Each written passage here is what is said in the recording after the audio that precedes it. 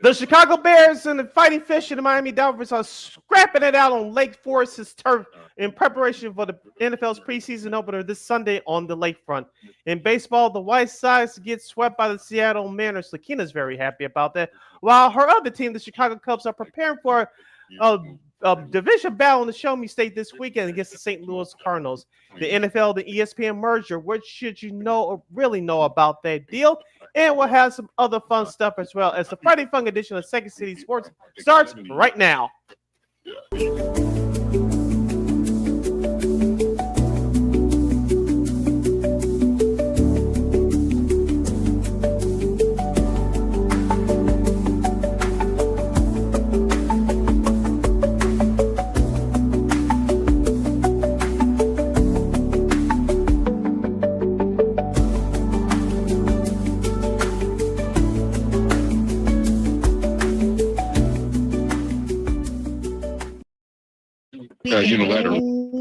Welcome to another Friday Fun edition of Second City Sports. You're locked and loaded, and we're live in the living color right here on Sports Zone Chicago, along with Miss LaKeena McGee, which is she. I am Sidney Brown. You know it's me. You can follow your Shirley on the Twitter, X, and the IG at SidKid80. Once again, it's SidKid80. That's SIDKID80. That's SIDKID80. You can follow LaKeena McGee on the Twitter, X, and again, the IG. Be sure to download that Sports Zone Chicago app wherever you get your apps. Please follow Sports Zone Chicago on all social media platforms on Facebook, X, Instagram, and YouTube. Please subscribe to our podcast. We're located at War Media Podcast. That's WARR Media, PODCASTS. We are on all podcast platforms, including the iHeartRadio app. And while you're at it, please give War Media a follow at WARR Media on all social media platforms. And thank you very much in advance. Your support. Like, share, subscribe, and tell your friends. We're unapologetically fun, and we have very definite opinions. If you have any definite opinion, do not to our extravaganza we call a Sports Talk Radio Show. You definitely hit us up at Sports Zone Chicago's Facebook page or Sports Zone Chicago on YouTube. Type in those questions or comments in the comment section. LaKeena will get the up of the screen for you. But you decide to troll and or do something silly, dumb, or stupid, just like some clowns did at last night's Chicago Sky game. I'm giving LaKeena full powers to give you Dumbos to Bill and Beer Boot. Toodles. But before we begin, shout out to our live game. That's LIVE Live Game Entertainment. That's checking us out right now on our social media pages at 12:24 p.m. Central Standard Time. But as always, much love to our replay game. Giving them much love as well. Also checking us out on our Sports Zone Chicago's Facebook and YouTube pages as well. Don't you ever forget our motto, whether we talk sports, music, or entertainment, we will always provide. We invite you some of the best shows, Second City Sports, of course. We'll get right into the NFL stuff in just a second here. As there have been some preseason games as the Bears are gearing up for one. Well, they're getting kind of like a small preview of their meeting against the Dolphins on Sunday. And of course, you'll talk about that and the rest of the NFL this week as the Chargers lose one of their top O-line guys. And the Cowboys are gearing up for a big showdown against the NL Central rival, the Cardinals. Also, the White Sox, after losing an opportunity of not getting swept in Seattle, they come back home and they host the Guardians at a G-rate. Also, some great sports media news, and we'll delve right more into the NFL ESPN merger or / partnership, however you want to call it. And of course, also CBS has announced their first 3 weeks of NFL action for the upcoming season. But first, speaking of the NFL, as the Bears and the Dolphins, they're having their 11-on-11 joint practices right now as we speak. Apologies for the late start. We've been looking up the some of our RPs who we have on the show. Folks like Caitlin Sharkey over at WGN Channel 9, Matt Zahn over at CBS Chicago. Also, our other buddy Mike Berman from CBS. Well, Mike Berman from NBC, and also Matt Zahn for CBS. Sorry about that, guys. But got that mixed up. But yeah, there have been like some interesting things here. Of course, you got Kevin Byard, picked off Tua, and then there was some scraps among the Dolphins. Dolphins were fighting amongst themselves. There were a little scuffle there on special teams. So just so much worse after these joint practices. So Sid, for what you're seeing so far, what's your synopsis? Yeah, but Caleb Williams threw an interception on his first pass on the 11 drills. I know the story was different early this week when Ben Johnson ramped up the intensity in practice on Tuesday. Many players called it the most hardest practice that they have ever witnessed. I know some of the media members as well said this is the hardest practice that any of the Bears coaches coaching staffs have conducted since the days of Lovie Smith. And we talked about it here on previous shows. The new head coach, Ben Johnson, his message has gotten through to his players: accountability, accountability, accountability. You have to earn everything that you get. If you're not in line, you're going to be off this team. And the players have responded very well to that, including Cole Kmet. I know he left practice on yesterday with an injury, but he did return. Tyreek Stevenson, I know he's talked about practices should be like this all the time. We're not going to get into what he went through last year. That's old news. We still find it surprising that his job is on the line. But, hey, Ben Johnson said he wants to create competition within their own roster. They did that now. The Bears did get into some skirmishes the other day in the joint practice, but he balanced it out by taking them on the beach and doing some other fun activities like wrapping up practice yesterday, having the offensive guys play defense and having the defensive guys play offense to have that togetherness, to have that camaraderie. So Ben Johnson creating that balance, and I think the Bears will create success with them, hopefully in the long run. Yeah, I think he and both Aaron Glenn, because the word is from New York that the Jets practices have been pretty intense as well. I guess they're following their lead of their former boss Dan Campbell. But again, this is all twofold here. I know hard practices are okay, yeah, they're fine, but it kind of feels like, okay, the intensity is good, but yet if you're not playing that way, if you're not executing it on the field in actual game action, then these intense practices don't really mean much. So, okay, yeah, it's fine. I mean, yeah, you're okay. People, guys are getting, set up the intensity and holding guys accountable. Okay, fine, but for me, it's just that you gotta show me that you're actually doing it. And so far, unfortunately, the offense isn't doing that so far. The defense, look, Byard had that interception early on, and seems like I think Montez Sweat also sacked Tua from from some of the various people who were covering this, and it's just like, okay, of course, the defense will be a little bit further than the offense in this juncture, but I just think for me, it's just like, and I guess Tyreek Stevenson is getting into it with some Dolphins players. He got pulled, so he's doing his whatever it is that he does. So yeah, it's just like, oh, okay, fine. It says practices, what do you do? Now, unfortunately, though, if you heard Ben Johnson before that joint practice, he said that none of the stars are going to play on Sunday, in their first preseason game against the Dolphins. And I'm wondering, like, okay, I get it, but again, if you're still not ready, but that just shows me that you're not ready if you're not even willing to just play one series, just so you can get some game flow and game action going on your system, especially with a brand new offense. That's a little bit of a red flag, but I don't know how about you, but I think it's a little bit of a red flag as far as I'm concerned. You're listening to Second City Sports on Sports Zone Chicago City. LaKeena here with you. Open up our show discussing the Chicago Bears ahead of their preseason opener against the Dolphins this Sunday on the lakefront at Soldier Field at high noon. I want to piggyback off what you just said, and that was going to be my next question. Are you disappointed that we're not going to see any action from the starters, because the preseason is different now? It's 3 games instead of 4, and what we're seeing here, that if you're an experienced team like Kansas City and Baltimore, you're not going to take the preseason that seriously. You get a buy extra time to your backups to see who's going to back up your starters. But for this Bears team, like you said, starting noon, we talked about this with Matt Eberflus. We got the job a couple years ago, the ex-head coach. Those starters needed to play, and he treated them like kid gloves. You saw what happened. But I'm with you, LaKeena. With this first preseason game coming up, I wanted to see the Bears starters to at least play at least one series, if not 2. I know it's the first preseason game, but at least play one series to get them into the game flow and get them playing in front of that crowd at Soldier Field. But if you're sitting them, like you said, the first part, I agree with you. 1, they're not ready. And number 2, which I know we jump away of half ourselves, if that's the opinion that you said was true, they're not ready yet. When will this offense be ready? Will Ben Johnson use the month of September, which is a brutal start to the year for this new group anyway? We mentioned the games that the teams are going to play in the month of September before that bye week in October.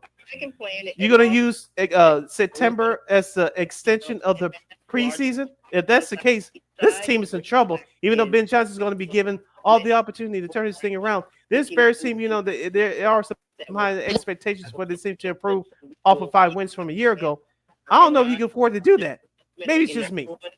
Yeah, I mean, everyone said that his offense, talking about Coach Johnson's offense, is very complex. To learn. There's a lot of plays. There's a lot of zone and play action. I'm like, well, look, y'all wanted this guy, so of course he's going to bring that playbook with him, and it's going to take a while for folks to learn. And if the rumors are true, and we've heard it from some of our friends who cover the Bears, who've been covering those practices and camp so far, that's not a good thing if Caleb's struggling. So again, this is a time where you want to get the kinks out and get all that all the the flow going and such, and get used to playing in that play action. And the defense. Look, Dennis Allen. Look, that defense. Look, I'm sure they're going to be fine. We still, we've seen what's been happening so far. Tremaine Evans has had a good camp. Byard, he's had a great camp as well. So for me, it's just like, okay, the defense, that doesn't surprise me. The defense is ahead of the offense at this point, but that's not a good thing if you're not going to at least play your stars. If it was just for one series, I mean, you want to see what you got, and if you're not ready, when you're going to be ready. I mean, you only get three preseason games to kind of get that flow going, get that routine going, get into a rhythm. And if you're not willing to even play one series in the first preseason game, that's not a good thing. Yeah, I want to piggyback on them when we come back from this timeout, and of course get into some names that Kevin Fishbrain brought up in his article yesterday from The Athletic. But I'll wrap up this opening segment by commenting on Grady Jarrett. I don't know if you heard him. He was on the CHGO podcast yesterday with Adam Hogan, Adam Johnson. He was talking about how this defense is coming together, how they're really benefit from Dennis Allen's system and carrying out the agenda from new head coach Ben Johnson. And he was talking about how the guys, the offensive line is coming together, but it's still tough. But the defensive guys are really taking it into heart. But he also pointed out too that unlike last year's team that we talked about 1,000 times, he says that this team, this defense in particular, they're ready to step up if they have to carry the day to win games. He says there's also going to be games that this team is going to get in the shootout, so we have to come up. There'll be some games that there's going to be back and forth. Us as a defense is going to have to turn up, as the kids would say, and create that big turnover or that big sack. The message has been since March that we're going to mentally and physically punish teams, and Ben Johnson's practice the other day illustrated that. And I wanted to finish up with this. If the defense has to carry carry this Bears team early until their bye week in the first week of October, it's a good thing, but I think it also is going to be a bad thing because this offense is way behind. And yes, I know Ben Johnson wants to pound the rock and run the football. Yes, that's a big element of this Bears team, has been that way since the franchise has existed. But if you're especially in today's NFL, if you have to rely heavily on the football, that means you can't not pass consistently. And Ben Johnson was brought here to fix Caleb Williams in his offense. I'm with you. You've all to a rocky start. As far as that is concerned, there's going to be some problems. I don't want to jump the gun, but if that storyline plays out through the first month of the season before your bye week in October, it's going to be problems. We'll take a really quick break. We'll expound on that, and of course, we'll talk about the other happenings in the NFL. Of course, we'll talk, who shined in those first 3 preseason games last night. Also, big loss for the Chargers O-line, and so much more. LaKeena, McGee, Sidney Brown, Second State Sports. Sports Chicago. More NFL talk coming up right after this. Hey, it's your boy, the Superback, Sean Sierra, and be sure to follow Sports Zone Chicago on all social media platforms, on Facebook, Instagram, and our Roku channel. You can find us at Sports Zone Chicago, and on Twitter, we are at Sports Zone Shy. Also, be sure to download our mobile app so you can take Sports Zone Chicago with you on the go.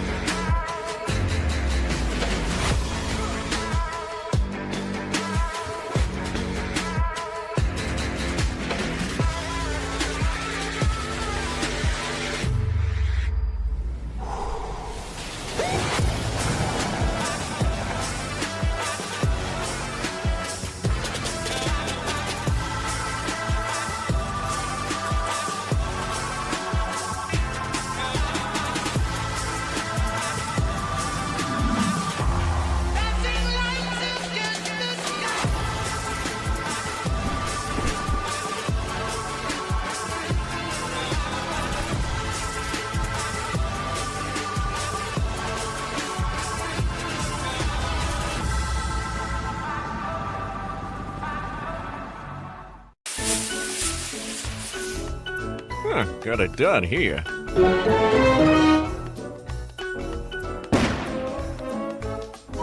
Ouch! And we're gonna make sure you lit this time. Ouch!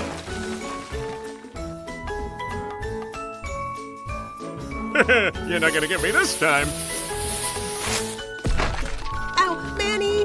Whoops!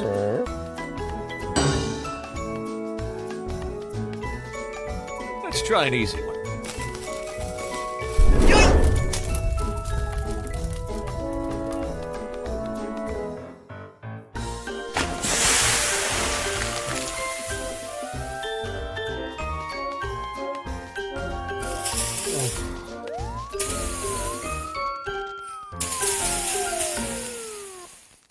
Every day, we take steps to keep the people we love safe. But some health risks are easy to miss. Ticks hiding in the yard can spread germs, like the ones that cause Lyme disease. Mice searching for food can spread bacteria that makes us sick. Mosquitoes lay eggs in standing water and can spread West Nile virus and more. Cockroaches are drawn to water in the home, leaving behind allergens that can trigger asthma attacks. Common pests can threaten our health. Learn how to protect your family at pestworld.org. Hey, this is Corey McGetty, and I listen to Sean and Maya on the morning show.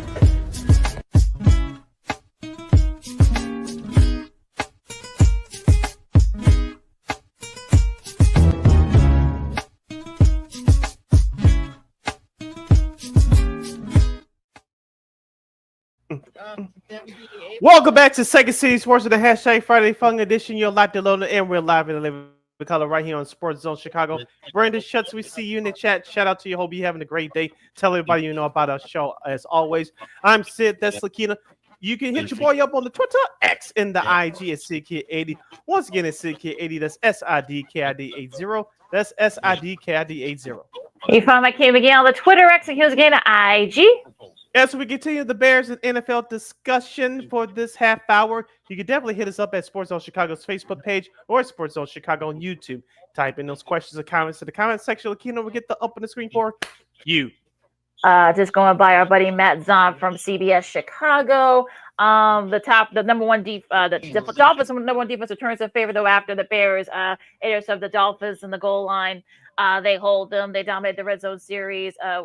He threw Taylor threw a little ball a little long on at least one of those plays, and it was an uneven day for the Bears offense. So yeah, that's not good if you're maybe it's just me here, but yeah, the fact that they're not playing, that the offense number one is not playing on Sunday against the Dolphins, that's not a good thing. So we'll see if it's anything to be concerned about. But I know we're going to talk about ad nauseum. But let's talk about the rest of the preseason. The first before we move on to the rest of the preseason games, LaKeena, just real quick, and I'll piggyback off of Kevin Fishbane's article from yesterday.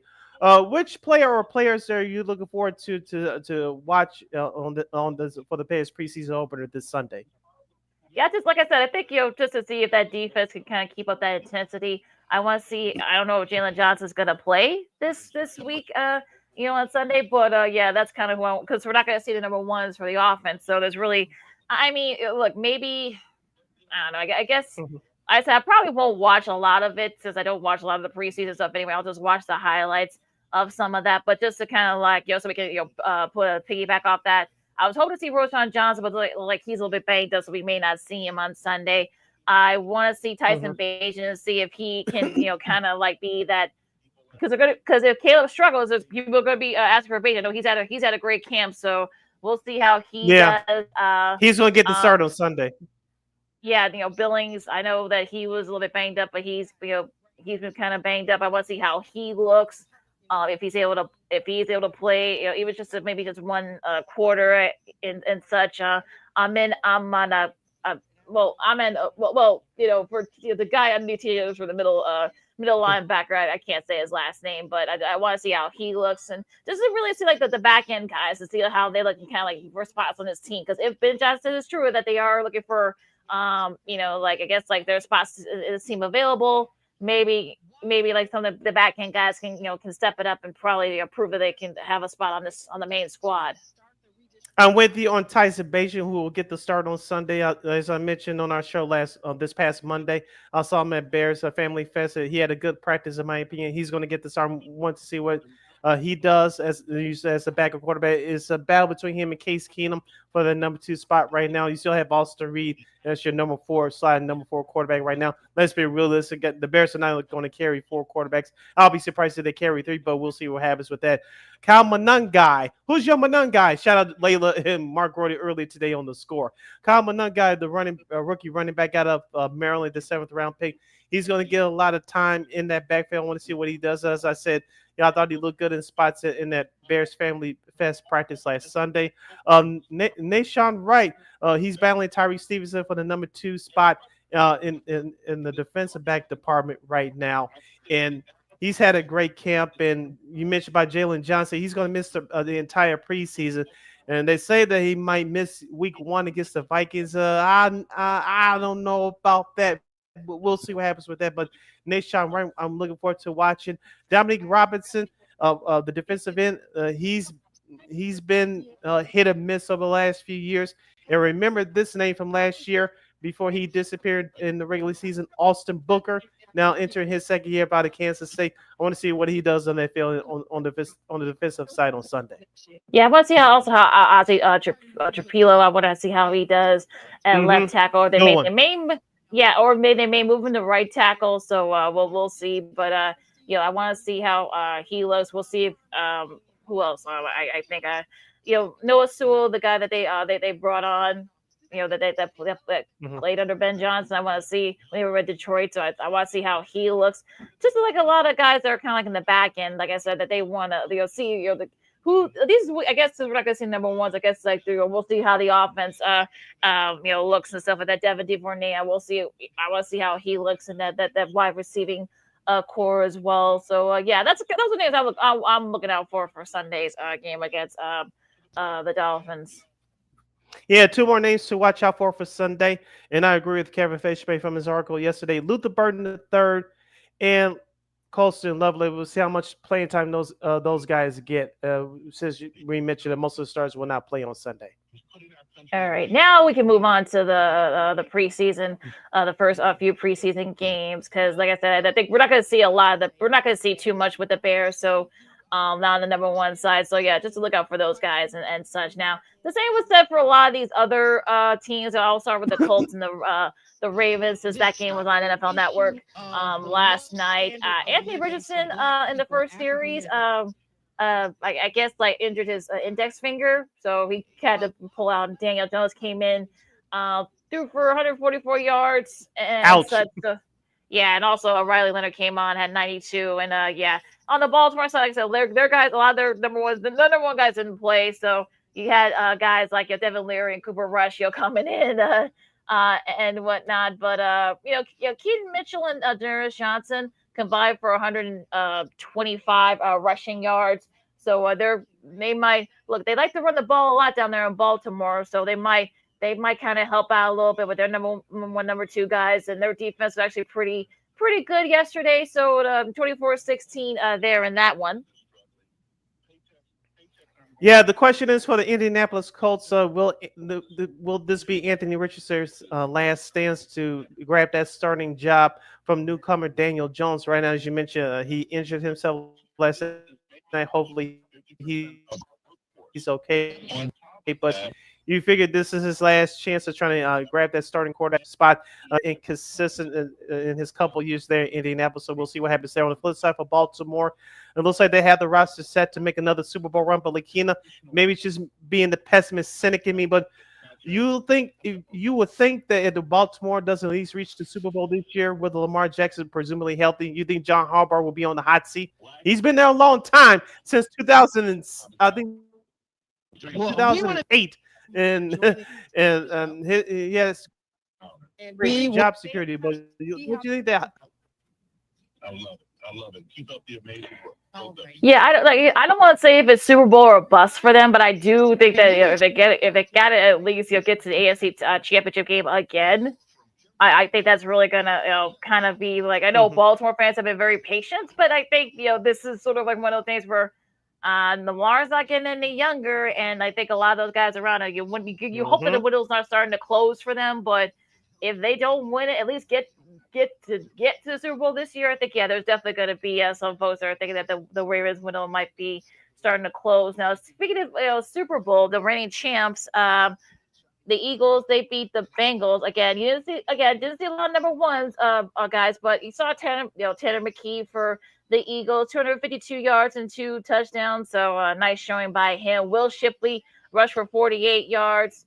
On the flip side for Cincy. Now you did see Joe Burrow. He did play. He did throw for 123 and 2 TDs and such. Jamar Chase had a 77 receiving yards and a TD. Tanner Hudson was the star there. He had 2 TDs as well. Now, for me, Philadelphia, I think the main thing is that, look, I think they're all business. If you listen to Jalen Hurts and the guys there, they're kind of like, they know that, look, they're defending their title starts now, and they're kind of in that realm of, okay, let's focus and such. And at least so far, it's looking good. Now, on the flip side for Cincy, I think the Trey Henderson thing, that's going to be, you hope that doesn't linger.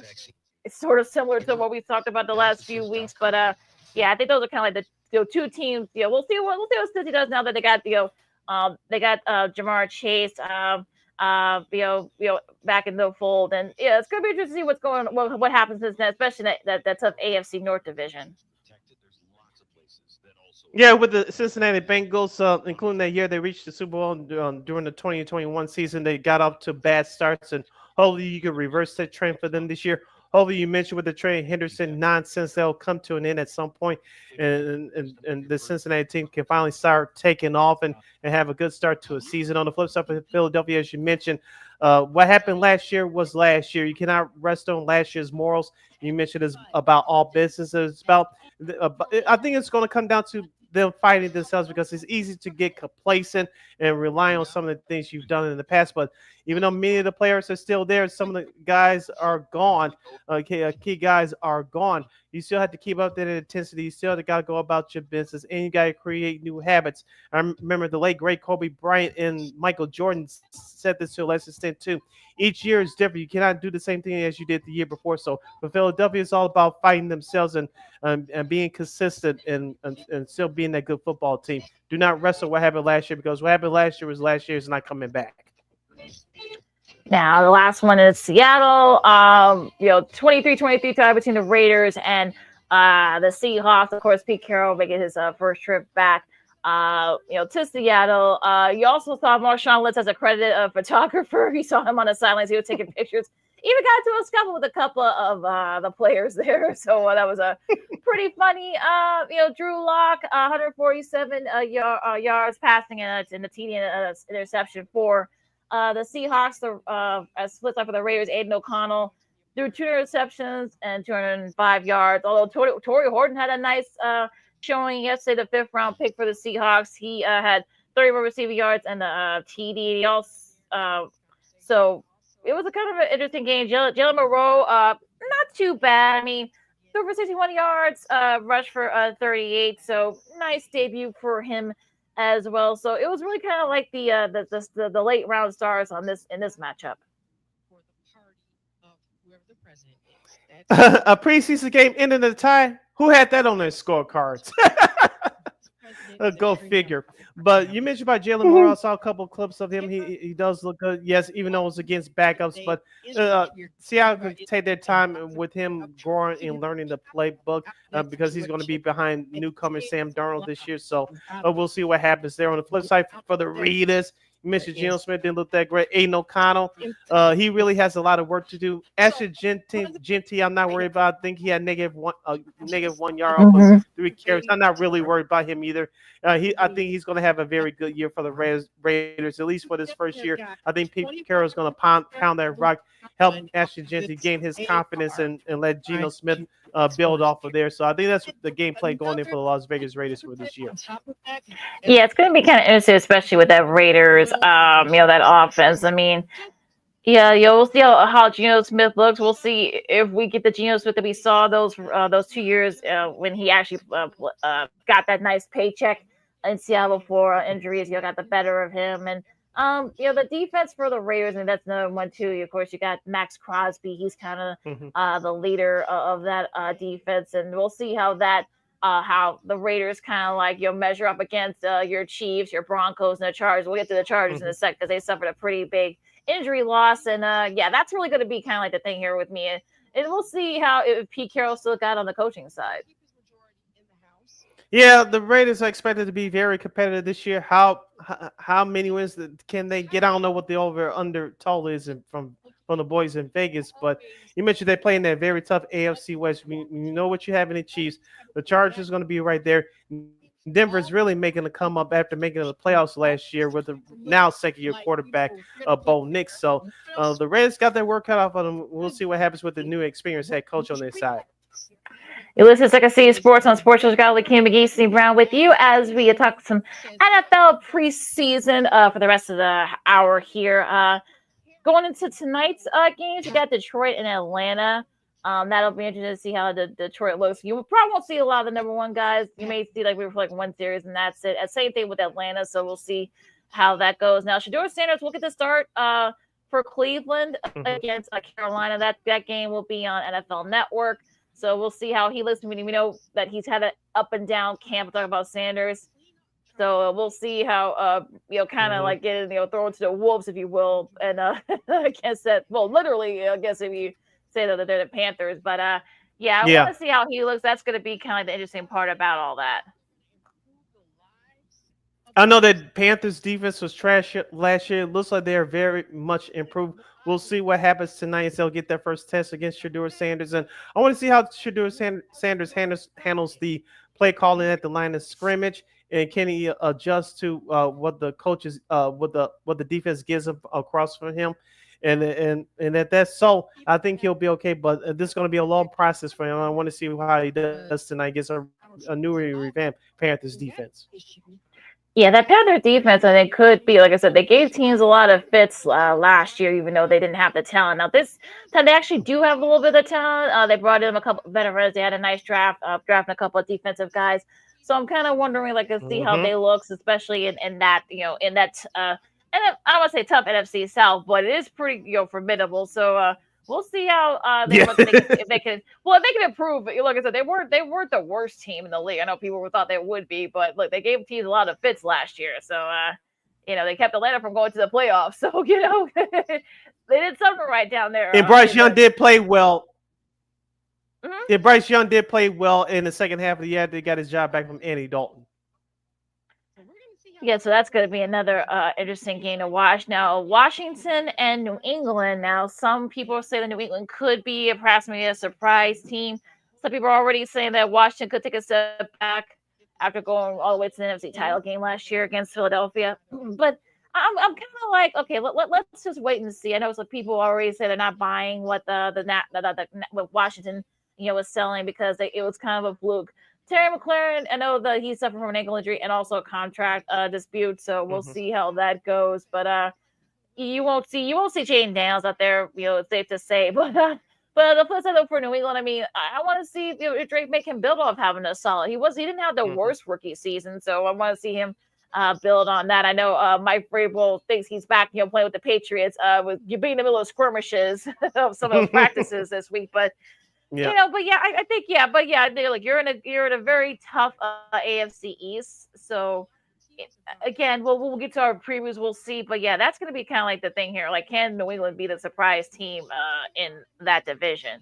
Yeah, if Drake May plays tonight, I want to see how he looks, especially in the pocket. And you mentioned about Mike Vrabel. He's a hard-nosed, tough head coach. We saw that when he was coaching the Tennessee Titans. He was like that when he was a player with the Patriots back 20-plus years ago. I want to see how Drake May looks at QB. Who's going to be that second wide receiver next to Stephon Diggs? I like that pick of their rookie running back, Travion Henderson from Ohio State. I want to see how their running game is going to develop. And most importantly, I want to see how their defense looks, and because at least early on, as we talked about with the Chicago Bears to a lesser extent in our last segment, looks like the defense is going to be leaned on heavily to carry this team at least to start the year. Could be interesting over there in Foxborough now. Going back to the AFC West and the Chargers, unfortunately, Rashawn Slater, who tough for him because just a couple weeks after getting that nice extension when he was played as one of the highest paid left tackles in the league, he ruptured his patella tendon in practice on yesterday, and now we'll have to undergo surgery and we'll be on IR and he'll be gone for the rest of the year. So that was a all pro guy from Northwestern. Been able to play, been to a couple of Pro Bowls, was an all pro. That's going to be a big loss for that old line for the Chargers. Yeah, the question is who's going to replace him, because you don't replace all pro linemen like that and plug them in and just think that everything is going to go by smoothly. It's going to be some rough patches there for the Chargers. Hopefully they can find somebody that's respectable that can play that position, because as we talked about with the Bears bringing it back here to Chicago for a second, their left tackle is a blind spot for the right-handed quarterback. And with Justin Herbert, even though he's mobile, he's not as mobile as some of the other guys, but we all know Justin Herbert's been nicked up over the last couple of seasons. So if they have any problems on that left side of the line, it's really going to be hell for the Chargers for this year. And I know they just brought back Keenan Allen. I know Mike Williams, the wide receiver, retired prior to training camp. So the Chargers got to find somebody to protect that left side, because they're going to need this year with Justin Herbert, because with the Kansas City Chiefs, they're still a good team. You know that the Chargers are smelling blood in the water, and this is just another setback they had to overcome. It's very interesting to see how Jim Harbaugh solves that left tackle issue. Now, the Michael Parsons situation continues. Apparently, he didn't practice yesterday, and now I guess according to sources, telling both NFL Network and ESPN that he's dealing with back tightness and has been getting treatment, and that's why he did not practice. Now, I want my money so I can pay for my back treatment. Interesting. It's kind of weird how that comes out, especially with all the trades, the rumors and stuff. He wants to trade, he wants out of there, and Jerry Jones doesn't want to budge. And now apparently, I guess now there's word that he didn't even ask him about his contract extension. I'm talking about Parsons, so it's just the whole thing is just getting kind of silly over there in Dallas. Let me end the Micah Parsons saga in air quotes with this. I heard a former NFL player say this on a national show the other day. You know how Jerry Jones likes to do business with some of his stars. It's a struggle, tug of war, until eventually he has to pay them, i.e. Dak Prescott, i.e. CeeDee Lamb. This former NFL player brought this scenario up. You know who does the Dallas Cowboys open up on that Thursday night? The Philadelphia Eagles. The Eagles are going to receive their rings. It's going to be all the pomp and circumstance. And what else could be the main storyline that day? Micah Parsons signing that big contract. How much do you want to bet that's going to be the main storyline on that Thursday, September 4th, that happens? Well, look, we know how Jerry Jones, he doesn't like making a spectacle, but when it does, he's going to milk it for all it's worth. So exactly. That's going to be the kind of like the part where, it's going to be interesting to see how all this kind of flows and plays out. I mean, we'll see if cooler heads prevail. You still got about a month, just under a month before the season starts. Mm-hmm. So, it's going to have to be interesting to see what happens here. But this is going to get a little, let's hope it doesn't get too ugly. But, I think it's going to get a little bit worse before it gets, on the other side of this for the Cowboys. I won't be surprised by that either. Now, let's run down the rest of the schedule for this weekend in the preseason opener. Tomorrow, Saturday, you'll have the New York Giants at the Buffalo Bills. The rematch of Super Bowl 25, and expect to see some extra cameras because of the HBO of Hard Knocks. I saw some of the episode, LaKeena, yesterday. We'll get to it on Monday. Got to watch the rest of it. Want to get your thoughts on it, but that's for Monday, so bookmark that. Houston will visit Minnesota. We'll see if we see J.J. McCarthy or not for the Vikings. The Steelers, no Aaron Rodgers this preseason. They'll take on the Jacksonville Jaguars. Of course, the Cowboys and the Rams will do battle from SoFi. The Titans and the Buccaneers. The Jets and the Packers. Kansas City at Arizona. Expect no starters for the Kansas City Chiefs. The Broncos at the 49ers. And, of course, for Sunday, Of course, Dolphins, Bears for Soldier Field at high noon on Fox 32. Stacey Dales from the NFL Network will make her debut as a sideline reporter for the Bears TV network. And of course, the New Orleans Saints will pay a visit to the LA Chargers. And that's your schedule for this weekend in the NFL preseason week 1 opener. I don't know one of the books. I don't know the two coming up here on Second City Sports on Sports of Chicago. The Cubs got a much-needed win against Cincy in their series, though, but they got a big series coming up against division rival the Cardinals. What's wrong with the New York teams? It's both the Yankees and the Mets are struggling, and the White Sox will try to get back on track after getting swept in Seattle. And of course, sports media news as we got CBS announcing their first 3 weeks of the NFL, their NFL schedule. And also, don't look for Arch Manning to be going to the 2026 NFL draft. His grandfather kind of put the kibosh on that. And it's a trap. I don't think so. LaKeena McGee, Sidney Brown, Second City Sports on Chicago. More sports and more fun coming up right after this. Hey, it's your boy, the Superback, Sean Sierra, and be sure to follow Sports Zone Chicago on all social media platforms on Facebook, Instagram, and our Roku channel. You can find us at Sports Zone Chicago, and on Twitter, we are at Sports Zone Shy. Also, be sure to download our mobile app so you can take Sports Zone Chicago with you on the go.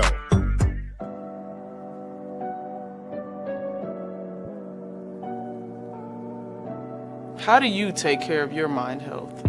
For my mental health, I meditate in the mornings. I have my dogs. They're the best. I just find ways that help me just relax. Finding things that make me happy, like being close to my family. I meditate a lot and read books.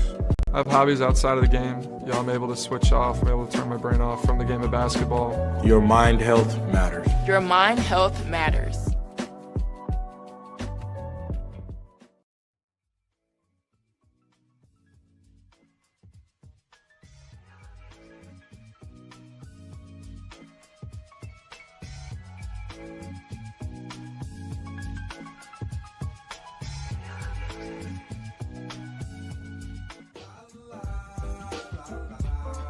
It's a romance sport.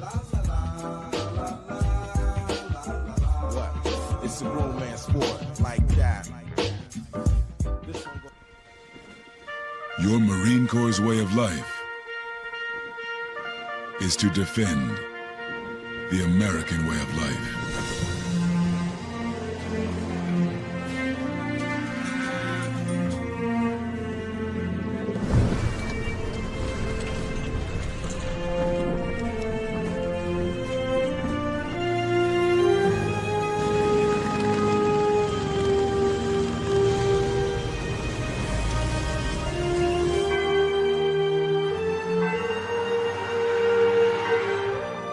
Every day,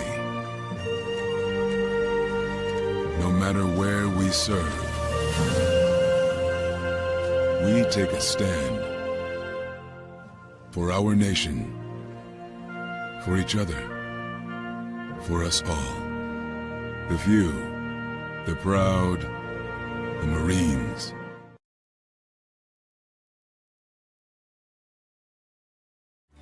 Everybody in a work zone is someone's somebody. This is my mom. She works for KDOT. This is my dad. This is my mom. This is my daddy. This is my sister. This is my daddy. This is my son, Scott. He was killed while working in a highway work zone. When you drive through a work zone, drive like a life depends on it. Because it does.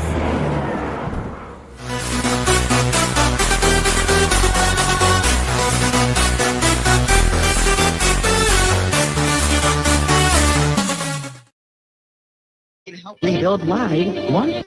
Welcome back to Second City Sports on the hashtag Friday Funny Edition as we kick up our number 2. You're locked and loaded in real live in living color right here on Sports Zone Chicago.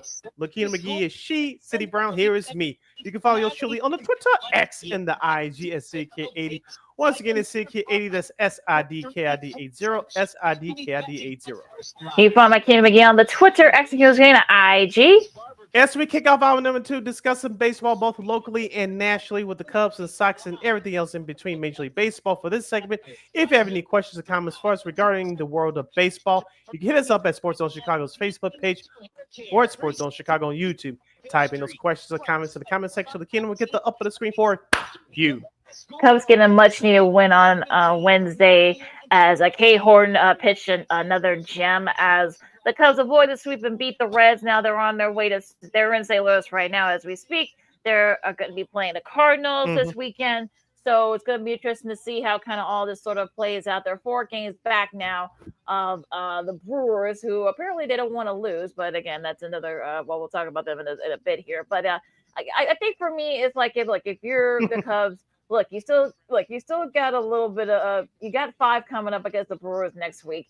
And I think at this point, you just got to keep it 1 series at a time. Look, you didn't do your job against the Reds, unfortunately, but try to win 2 out of 3 in St. Louis, and then just see if you can, perhaps maybe start gearing up for that series coming up against the Brewers, which is going to be the last time you're going to be playing the Brewers this year. So you better try to see if maybe, because whatever this run is, we'll talk, like I said, we'll talk about the back, in a bit here. But the Cubs, they just gotta look, especially we have Soraka. He gets hurt after only pitching like a half an inning. That trade's not looking good right now either. Crazy. So it's just like I don't know, but again, like I said, you still got a lot. You got 56 games left, or 46 games left, or something like that. So I just think that at this point, you just got to try to see, kind of make the most of these last few games and just try to, just get back into it. Because I think they're still going to win division. I think. Like I said, I don't think the Brewers are going to, they can't keep up this pace. They just can't. But, the Cubs, they got to take care of their own business. As you mentioned with the Cubs, just win 1 series at a time, and that should be enough to win this division. Obviously, they're not going to win it in a runaway like some people thought earlier in the year. But I want to go back to Kay Horton just a second. 5 2/3 innings on Wednesday, only giving up 2 hits, 6 strikeouts, no walks. That was very key for him, especially with the way the Cubs starting pitcher was beat up in those first 2 games against Cincinnati. Check this statistic out. Before his start on Wednesday, Kay Horton was 3-0 in his last 3 starts, and that devastating changeup that he's been developing over his last few starts, opponents are hitting a stellar 118 against him when he throws the changeup. So Kay Horton had great command on Wednesday. He kept the Reds hitters off balance, and when that happens, your teammates gains that much more confidence, and the Cubs bats actually woke up, at least some of them, then on Wednesday to help to prevent the sweep from the Cincinnati Reds. I want to ask you a question, LaKeena, as we head into the series against St. Louis this weekend. Of course, we know about Wilson Contreras, the former Cub. He's an emotional guy. He's not going to love anything else than to put it into the Cubs, whether they make the playoffs or not, what they do in this series this weekend. And here's the question I want to ask you. Are you worried about Kyle Tucker and what to do with PCA? He really struggled once again in this last series against Cincinnati. He just struggled since coming back from the All-Star break. Now it could just be like the ebbs and flows of the season. I'm not too worried about him. Like I said, he's probably out of the NL MVP discussion, at least for right now. I mean, this is kind of like where I am with that. So yeah, he just needs to kind of just get back into the groove and just try to see if he can kind of get into back to that rhythm. Now, as far as Tucker's concerned, I think he's making his case that you're not going to get $400 million unless you get back into what we saw in those first few months that we saw him with. So that might make the Cubs offer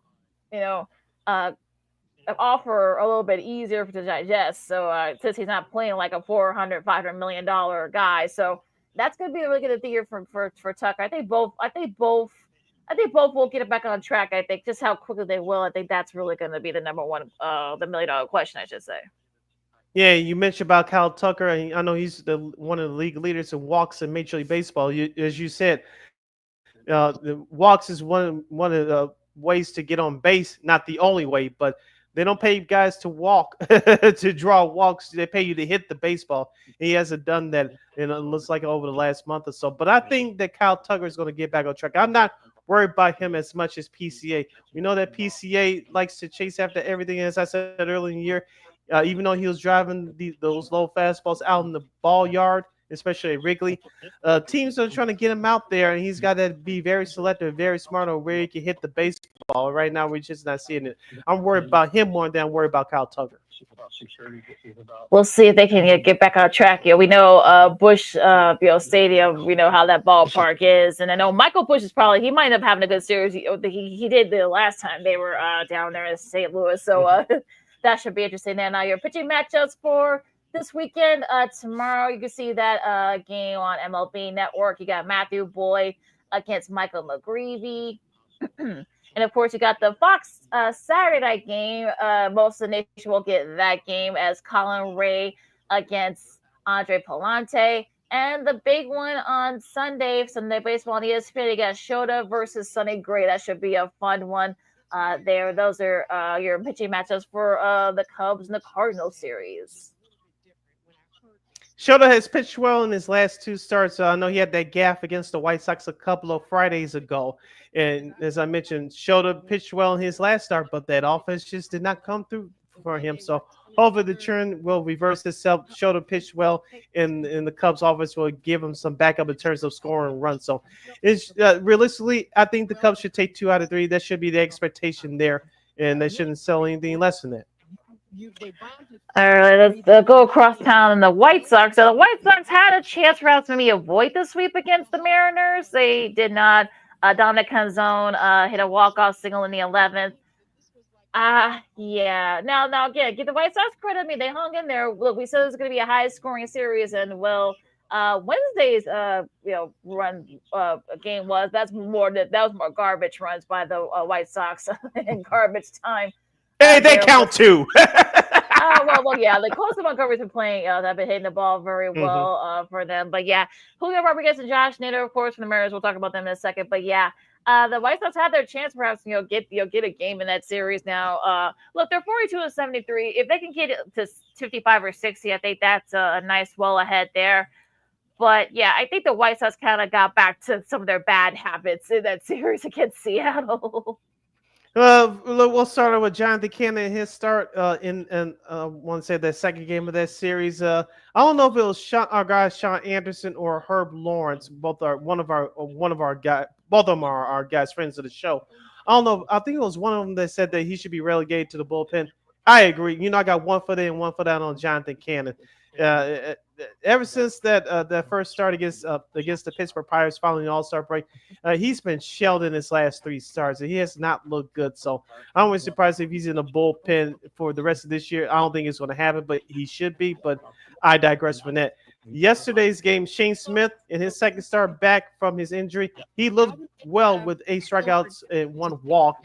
And too bad that offense decided to come through after he exited the game, and like you said, give this team credit for fighting and coming back. But you need some run support for your starting pitchers. That's how they win games, folks. And so Shane Smith, I thought, deserved the win yesterday, but the White Sox offense decided to wake up for the second day in a row after your starting pitcher exits. But you mentioned about Kyle Teal. He's swinging the bat too. Let's not forget about him, along with Costa Montgomery. Michael A. Taylor, the veteran, is showing some pop in his back-to-back games with a home run. You really like to see that from him. Luis Robert Jr., hopefully things as of right now settling down for him. Hopefully he can get back to swinging a hot stick between now and the rest of the season.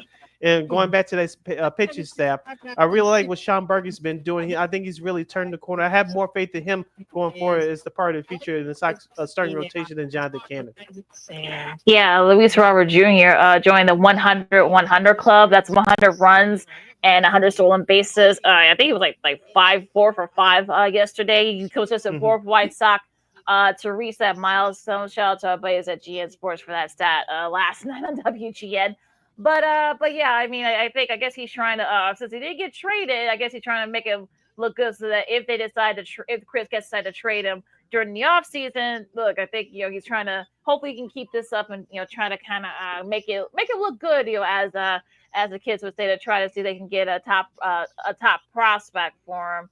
Now going to the series against Cleveland, I know Cleveland I know Cleveland fans, feel like they got a little bit of hope since the Detroit's been kind of in free fall, and now they're only 6 games back of that AL Central. And I mean, I know they're kind of coming in hot. They swept the Mets. We'll get to the Mets in a second, but yeah, and especially unfortunately though, Detroit's been kind of been struggling a bit lately. So if you're Cleveland, you're probably feeling like, okay, we can get back in this division, and being the division rival could help. Yeah, no Emmanuel Clase for the foreseeable future because of his alleged gambling infractions. We'll see what happens with that between him and Major League Baseball. You mentioned they have Jose Ramirez there. Is your all-star. Oh, Her's favorite player. What's up? Her's favorite player. Our buddy Herb Morris's favorite player. Yeah. That's right. Him in that fight with Tim Anderson from a couple years ago. But down goes Anderson. Yeah, but Cleveland, as the Guardians we talk about here, they can score runs with anybody in Major League Baseball. We talked about that for the last couple of years. Their starting pitching has been up and down. We'll get to what happened with them on Wednesday in just a moment. But coming into Chicago this weekend is going to be a competitive series. I think the Sox could take 2 out of 3. That's me kind of stretching a little bit and looking at some of the pitching matchups. I know you'll have it out in just a second, but looking at some of the matchups there and the way that the White Sox have been swinging the bats, I know that that bullpen for the White Sox kind of let the team down during that series against Seattle, but they still had the 12th best ERA in Major League Baseball at 3.68. That's really saying something, even though they had their struggles during that Seattle series. So I think it's going to be a surprising competitive series. I think the White Sox will take one, but they'll be surprised if they take 2. Savali against BB. That'll be tonight's matchup. It'll be Mr. Berg versus Cantillo, Joey Cantillo. And the rubber match of that series will be his favorite guy, Davis Martin, against Ciccone, Slave Ciccone. There. So yeah, I think this last got a chance perhaps maybe winning 1, maybe 2 in that Guardian series. So we'll see what happens there. Quickly. Go ahead. Okay, yeah, just a couple of notes quickly about the White Sox series this weekend. Tonight's game, the Friday night All Access, can be seen on CHSN. Also, is simulcasted on WCIU. Tonight's game will be simulcast on WCIU starting at 6 o'clock Chicago time. So if you don't have CHSN, you don't feel like giving Jerry Reinsdorf your money, you can tune into WCIU channel 26 here in the Chicagoland area. Tonight's game will be simulcast on WCIU. And don't forget, if you go into the ballpark on Saturday or Sunday, Nancy Fowles, as of right now, will be playing her last 2 games at Sox Park for this season. So come on out in the courts. This coming Sunday, get there early. Your shoes going to get there early on Sunday. The Ozzie Guillen bobblehead will be given out only to the first 7,500 fans. We're willing now. And I think Ozzie's supposed to sign those bobbleheads too, I believe, or at least a few of them. So come early if you want that Ozzie signed bobblehead. Now we can go into the rest of the Major League Baseball. Now the Brewers. Again, Andrew Vaughn, I think, has hit 11 home, 10 or 11 home runs, and maybe I guess 16 RBIs since joining the Brewers. Thanks a lot, Chris Getz. They're the first team in MLB history to have a road trip of any late date where it scored 50 plus runs and lose a game and didn't commit an error. Now let me also preface that they beat those games have been against the Nationals and the Braves. No shade to the Braves, but we know that they've been kind of back in the racetrack for a while now. Now let's see how they do against the Mets squad. That they didn't have a good week this week. Of course, like I said, they got swept by the Guardians. Like I said, I think there's I don't want to say they're kind of benefiting from what the soft part of the schedule, but they kind of are. Like I said, I know Vaughn's been pitting the ball very well. Purvis has been very solid. I know their pitch has been very good too. Peralta been hitting the ball well. I don't think they can keep this up. I just don't see it happen. I just don't see it. But again, we'll see. But yeah, I think Milwaukee is you don't want to peak too early if you're Milwaukee, and this is really what they're doing. And don't forget they're doing this out without their rookie pitcher Ben Sarowski, who's on the IL right now too. So that's kind of that's something you should keep an eye out for. You mentioned with Andrew Vaughn, he's doing it right now, but there's going to be better teams that Milwaukee's going to face on their schedule between now and the end of the season. That they're going to figure him out, and we'll see what he does there because he definitely does not do well against a better starting pitching. So we'll see what happens there. But as we said before, Milwaukee, they're playing garbage teams on their schedule right now. Atlanta looks dead to me, and their record says what that team is. So Milwaukee took care of business there. We'll see what happens with them going forward. Going to the NL West, of course, the Dodgers lose 2 out of 3 to the Cardinals. This after Shohei gets homers, gets his 1,000 career hits. He did get 8 strikeouts, but unfortunately, they lost that rubber match to that game. But it's gonna be interesting to see. Like I said, unfortunately, the Dodgers are getting their guys back now. Mookie Betts did snap a 22 at bat hitless streak, which is a career long for him. And on Monday. Also, Max Muncy, Teoscar Hernandez each had a home run in that lone win in that series on Monday. So on Tuesday, I should say. So yeah, I'm kind of like, okay, look, I'm not totally blanked out on the Dodgers. I think the Dodgers, they just need to get a lot of their guys healthy, and I think that's really the key for them at this point. You mentioned about Teoscar Hernandez. I know he's been injured now. Some people say he may be out for the year. We'll see what happens with that. You mentioned about Mookie Betts. We talked about on our last episode this past Monday on our show. Excuse me. Mookie's been having a down year this year. Started out with the flu. He didn't play in those 2 games against the Cubs in Japan. Some people may suggest that he's just having an off year. He's hitting the wall, even though he's 32, 33 years old. That may be the case. Well, it's nice to see him get a hit the other night. So hopefully this will be a tailspin, not a tailspin, but a trend going up in the other way as far as Mookie getting his confidence back as the Dodgers are looking forward to getting back to the playoffs. So I don't want to put, as I said on Monday, I don't want to put all the pressure on Mookie Betts, but so he goes, so does the Dodgers. So as you mentioned, they're trying to get all their key guys back. As we said before the season started, their key guys had to be healthy as possible to make a long run in October. That's what the season's all about for the Dodgers at this point.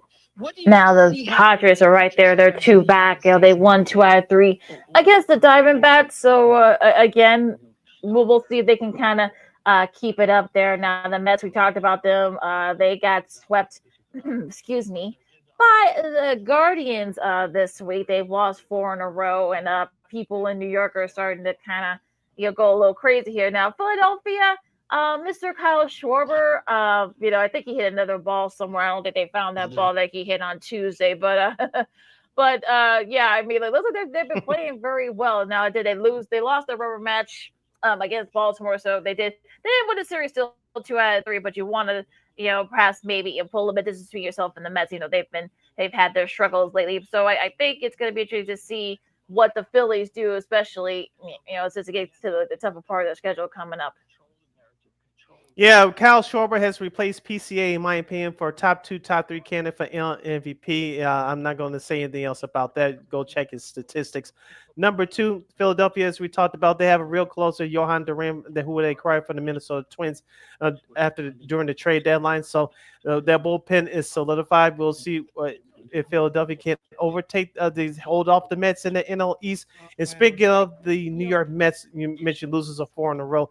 They almost got no hit on Wednesday by Gavin Williams. Who the hell is Gavin Williams?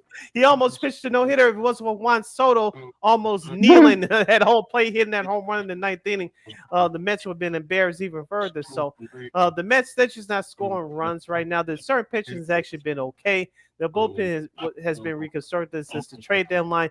The Mets just are not hit it right now. So the Mets just got to get back to the bases, and I think they'll be okay. But I think it's going to be a tougher fight for them than it was around this time a year ago, where they had to come out of the cellar and they caught fire just to make the playoffs. To the AL now, starting in the East, the Blue Jays have won 3 in a row. They took care of business and they swept the Rockies, including 20-1.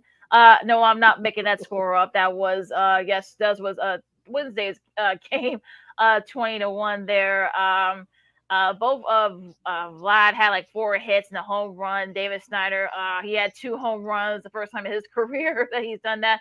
They were at Coors Field, so of course it was basically batting practice for them. So they took care of business against the Rockies. They had 63 hits in that 3-game series, and that's the most by any MLB team that's had over 3 game span since you go all the way back to 1933 with the then New York Baseball Giants.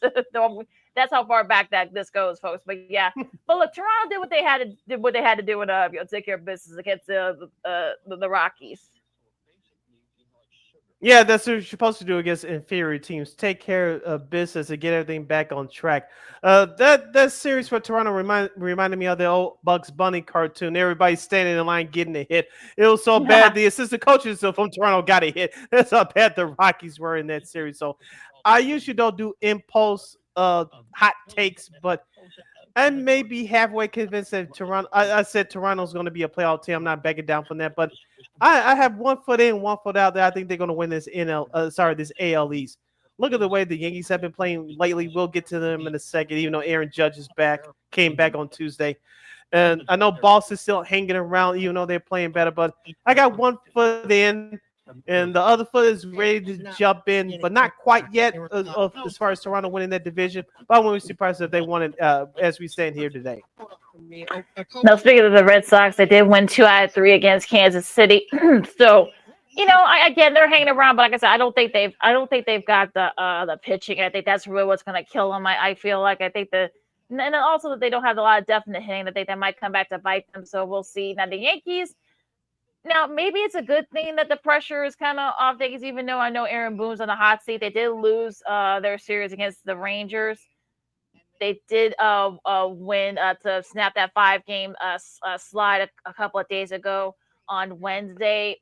But I don't know. I mean, it kind of feels like they got to get their guys going. Hopefully now that Judge is back, they can get back into a rhythm, especially, but their pitch is really going to be the thing that kind of might kill the Yankees, but we'll see. Yeah, the Yankees got to shore up their defense. As you mentioned, Aaron Judge is going to take him time to get back into the swing of things, no pun intended. So watch out for that element there. And they got to get the bull because Devin Williams is going back to being bad Devin Williams from the early part of the year when he lost his closer role. On the flip side for the Boston Red Sox, as you mentioned, they win their series against Kansas City. Shout out to the New England Sports Network, a.k.a. Nesson, for those of you scoring at home. They had their first ever all-female broadcast this past Tuesday. Yeah, I saw a little bit that they sounded great. Now, going into the AL Central, of course, the Tigers, like we were talking about, they've struggled since coming back from the All-Star break. They did lose 2 out of 3 to Minnesota. Not good, especially when Minnesota basically traded everybody. So if you're AJ Hinch, you're not you're not happy with that. Now you got the Guardians right there at 6 back, which is still a lot, but considering where you were before the All-Star break, that's not good. So the Tigers better watch themselves. As our good buddy Nick Morowski from the Good Guys Talk Back White Sox podcast always says, you're in the ever forgiven AL Central, because if the Tigers were in the AL East or perhaps the AL West, which we'll get to in a sec, they'll be in second, perhaps third place right now. So they could say the AL Central, the ever forgiven AL Central. Going into that little thing here. No, that's we talked about Seattle, and of course they got the White Sox. They swept them, so they took care of business there. Now, as far as Houston, they're 1.5 back of Houston now. I know Houston, they've had their struggles lately, so especially with all the trades Seattle has made. Of course, the Astros lose 2 out of 3 in Miami against the Marlins. It might end up being between those two teams. I know Texas is still hanging on by a thread, but I just don't think they've got the talent. I don't think they got enough to kind of get to. They're 4.5 back, but I just don't think that's going to be enough. I think it's really going to be between the Astros and the Mariners in the AL West. I agree with you. And with the Texas Rangers, I think they'll lose out just by happenstance. And for Seattle, even though they played the White Sox, if that offense can be consistent and string together some consistency there, as we talked about, I don't know how many times on this show, I think they'll be okay. Your guy Eugenio Suarez, the newcomer, hit his first home run in the Mariners uniform in that game on Wednesday against the White Sox. Josh Naylor, he's been a crusher for against the Chicago White Sox throughout his career, going back to his days with the Cleveland Guardians ever since 2022, May 9th of 2022. He's batting .538 in his career against the White Sox overall. But you have him, Randy Rosarena, of course, Julio Rodriguez as well. So no more excuses for the Seattle Mariners, and hopefully your Mariners can put it together consistently on the offense.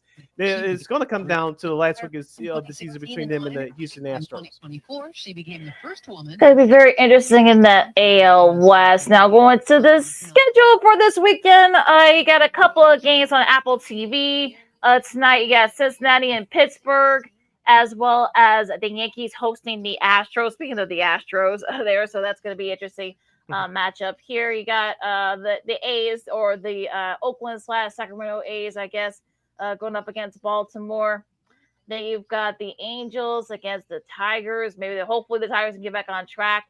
Atlanta hosts Miami in the AL East, the NL East dumpster series, as I call it. Cleveland and the White Sox. The first game of the MLB network will be Philadelphia and Texas. Yeah, going back to the Miami Atlanta series, I believe tonight's game we'll see history, as we'll have the first female home plate umpire calling the game. I believe that's tonight's game. So we'll talk about that on Monday. Finishing out the rest of the schedule for tonight and for the weekend, Kansas City will visit Minnesota in that forever AL Central Division matchup between two mediocre teams. The Mets will visit Milwaukee to take on the Brewers. I know most of you Cubs fans, including LaKeena, are rooting for the Mets in that one mentioned by Cubs Cardinals earlier. The Red Sox will visit San Diego to take on the Padres. Colorado, Arizona will get it on the NL West matchup down there in the desert. Tampa Bay will visit LaKeena's other team, Seattle. Toronto will visit the LA Dodgers. That series should be interesting this weekend. And we'll have the Washington Nationals, as they start their West Coast road show. They'll take on the struggling San Francisco Giants. Your more national television here, of course. On speaking of that Marlins Atlanta series, will be on MLB Network early tomorrow afternoon.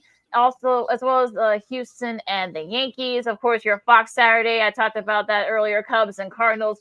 The rest of you will get the Phillies and the Rangers. Your other MLB game will be the Rays and Seattle. Your Roku game of the week at noon on Sunday, you got the Royals and the Twins. MLB Network at 12:35.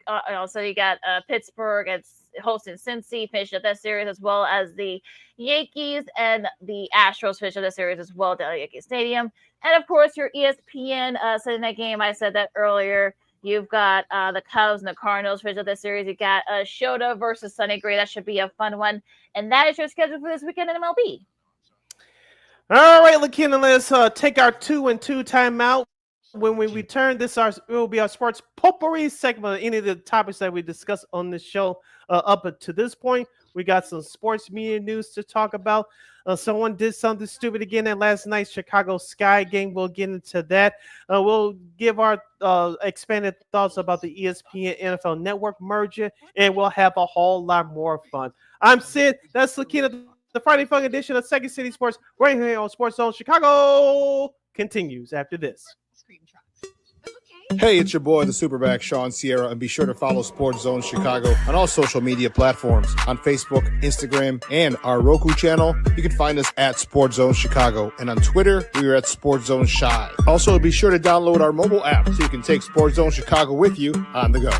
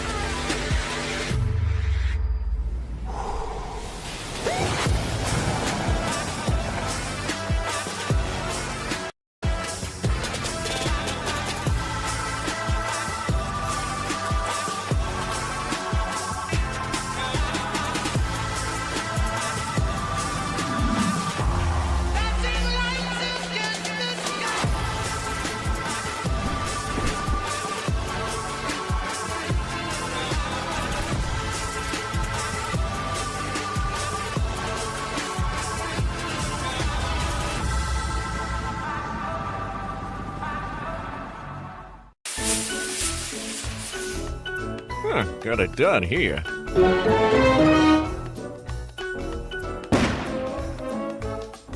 Ouch! And we're gonna make sure you lit this time. Ouch!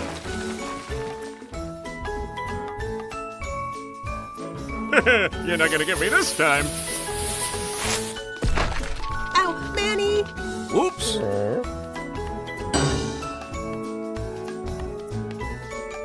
Let's try an easy one.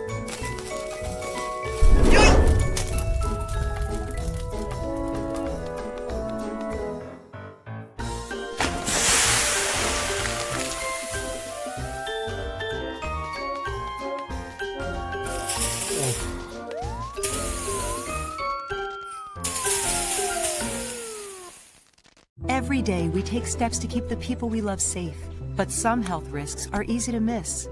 Ticks hiding in the yard can spread germs, like the ones that cause Lyme disease. Mice searching for food can spread bacteria that makes us sick. Mosquitoes lay eggs in standing water and can spread West Nile virus and more. Cockroaches are drawn to water in the home, leaving behind allergens that can trigger asthma attacks. Common pests can threaten our health. Learn how to protect your family at pestworld.org. Hey, this is Corey McGee, and I listen to Sean and Maya on the morning show.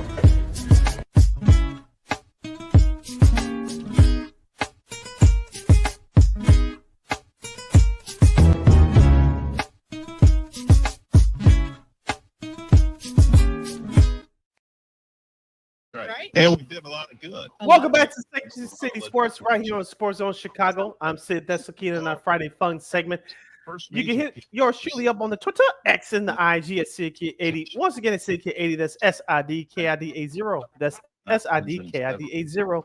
You follow LaKeena McGee on the Twitter, X, again, IG. If you have any questions or comments for us during our last segment of the show for today, and for the week in this our sports potpourri segment, you have any questions or comments on any of the topics that we have discussed thus far on today's show, you can definitely hit us up at Sports Zone Chicago's Facebook page or at Sports Zone Chicago YouTube. Type in those questions or comments to the comment section. LaKeena will get the up of the screen for you. We're going to the time of year where we'll start with sports media news. We're getting into the time of year where we're going to be doing a whole lot of announcing assignments. But really, the big news that came across the wires on Monday night, Tuesday night, I should say, and that is the official. Well, it was all, I guess, officially official, but it was now official on Tuesday night as the NFL ESPN their I don't want to say merger or collaboration or however you wanna term it. Partnership. Yeah, or something like that. And yeah, here's just some of like the highlights of it because this is a lot of stuff to get through here. Now, the ESPN will own and operate the NFL Network. They'll own that. The NFL will continue to own and produce the Red Zone. So for those of you people who are concerned that, oh my God, they're going to bring on Stephen A. Smith and Pat McAfee, relax. The NFL will still produce it. Now the thing is that it'll be distributed digitally through the NFL Plus app, and ESPN will now distribute NFL Red Zone on digital television. Now, how will they do that? I have no idea. We don't know that part yet, but ESPN Fantasy Football will merge with ESPN there. And I just saw with our buddies at Awful announcing, if I can get the article real quick. The NFL Network's live game slate will be locked in through 2032. ESPN will take control of that. So that's just some of the highlights. There are lots of other stuff too because NFL Network will now own 10% of Disney. So there's a lot of push pull here. So Sid, I know there's a lot. I got to the Cliff Notes version of the stuff, but what's your thoughts on this? Check out a YouTube channel called That's Good Sports on YouTube. Brandon Perna, who runs that channel over there. Hope we can get him on this program down the road. He did a very good explanation, along with you, of course. It did a very good explanation about how this deal. Yeah, That's Good Sports is a YouTube channel. He did a very good explanation, along with you, of course, about how this deal all went down. The question is, and we kind of sped through it on our last show on Monday, how much resources will ESPN put into shows like Good Morning Football, NFL Insiders, and Game Day Morning? Will they create news shows because, as we talked about on our last show, NFL Network has been suffering cuts over the last 3 or 4 or 5 years. So, and how much will they do that? Will they expand NFL Live even more if they don't create any more new shows to put on NFL Network? Will they? Because I think NFL Network still has a fantasy football show where they pour more resources into that and to try to make those shows stand out. And like you said, they've done a good job so far. Obviously, with First Take, or as I call it, First Fake, and then did a good job with Pat McAfee pouring resources into his show ever since he made that move to ESPN almost 2 years ago now. And of course, you have Rich Eis's show making his debut, I believe, next month on ESPN Plus and then on ESPN Radio. So ESPN has the resources. Now, will they take it seriously to rebuild the NFL Network? I think that's the $64,000 question there. Yeah, I think that's going to be really the thing here. What kind of content will be on? Because other than, besides Good Morning Football, NFL Access, Total Access, and, their pre and post stuff, they really don't have a lot, especially, during the off season. That's really going to be the thing here. Like, what they're going to show during the off season, because all they show is basically replays of games from the previous season. And occasionally, Super Bowls, whenever that, that comes around. So that's really going to be the thing here. What they're going to do. Are they going to show just repeats of, I don't know, Get Up during that time? Or is it going to be, are they going to be producing shows for the NFL Network? We'll see. They also have at least a 10,000 square foot facility that, that they now have, Good Morning Football actually have moved to. And that's where that place is. ESPN now leased that. So, with them no longer doing sports that are there, it's gonna be interesting to see what ESPN does with that space. Yeah, and don't forget though, their studios out there in California. It's across the street from SoFi Stadium in Los Angeles. So, and like I said, that's prime real estate there. So that's going to be put to good use somehow. You're not just going to leave that good piece of property out there for dead. So, we'll see what they do there, but. As you mentioned to your earlier points, is that, and we kind of brushed up on this on our last episode. If you see Stephen A. Smith anywhere near the NFL fans are going to lose it. Same thing with, even though I wouldn't mind to see Pat McAfee, I know he's going to be involved again with College Game Day coming up this year for ESPN. But if you have him anywhere near the NFL, I heard some folks will lose their minds too. I'd rather see him more than Stephen A. Smith because at least Pat McAfee played in the league. Yeah, he played in the league for about 8 or 9 years, so at least he knows the ins and outs there. I'll just leave it at that there. But yeah, it's gonna be interesting to see what happens in that space because I think that it won't be it's made official, but they really can't get full control until after this season. So this is when we're gonna start seeing what's gonna happen with that. But yeah. This is going to be an interesting collaboration, so we'll see how this goes, I guess. Yeah, and let's not forget ESPN owns NFL Films too. So even though there's a quote-unquote partnership, ESPN owns NFL Films too. We'll see if they produce any more shows or any more shows using NFL Films. And I don't know if you could correct me if I'm wrong here, LaKeena, and this probably we're going to bring up another point that not too many people are talking about.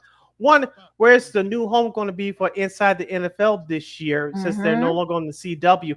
And number two, can ESPN revitalize their program starting next year?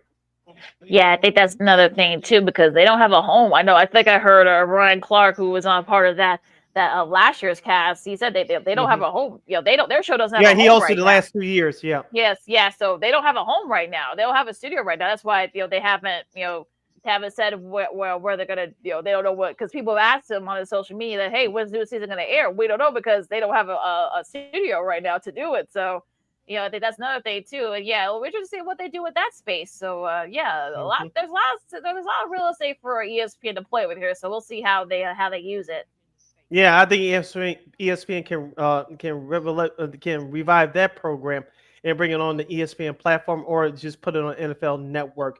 We'll see what happens with that. Staying with the NFL media news, LaKeena, earlier this week, Fox, as we talked about a couple weeks ago, they announced their lineup as far as who we should listen and watch for this upcoming year. Most of the changes, not so much of the changes came with both their pregame shows. With the Fox NFL kickoff, Carissa Thompson is returning. But, Michael Vick and Peter Schrager are both gone. The only replacement they have, and he took a break from this show for the last few years, but he's back full time now. Is Colin Cowherd. So it's gonna be Carissa Thompson, Colin Cowherd, along with Julie Edelman and Charles Woodson for the Fox NFL kickoff show. Thoughts? Of the prison population in the state of Illinois, and you get. Well, I have none. That's what I don't know. I'm not positive for a fact. I don't have any. So, yeah, I mean, I have none. Like I said, I'm not a big Colin Cowherd fan. He says nice things about Chicago, but I'm just like, okay, next. Okay, and for the main Fox NFL Sunday, as we predicted on this show, Rob Gronkowski will replace Jimmy Johnson. Of course, you have returning Michael Strahan, Howie Long, Terry Bradshaw, Kurt Menefee as hosts, and NFL insider Jay Glazer.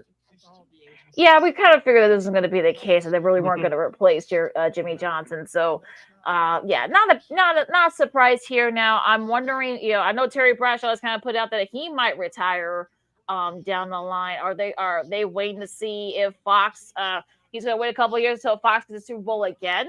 Is that what he's waiting on? Because NBC has it this year, then ESPN the year after that, and then of course then it'll start over again with Fox. So is he waiting for those 3 years? Can he hang on for those 3 years? I don't know. Yeah, that's gonna be the thing here. But yeah, because they all sound good, but it's just like, is it really relevant at this point? Yeah, even though Jimmy Johnson was still sharp, LaKeena, I told you both on and off the air, respect Terry Bradshaw. I remember when he started at CBS many moons ago. And of course, he's still one of the last original employees when the NFL on Fox started back in 1994.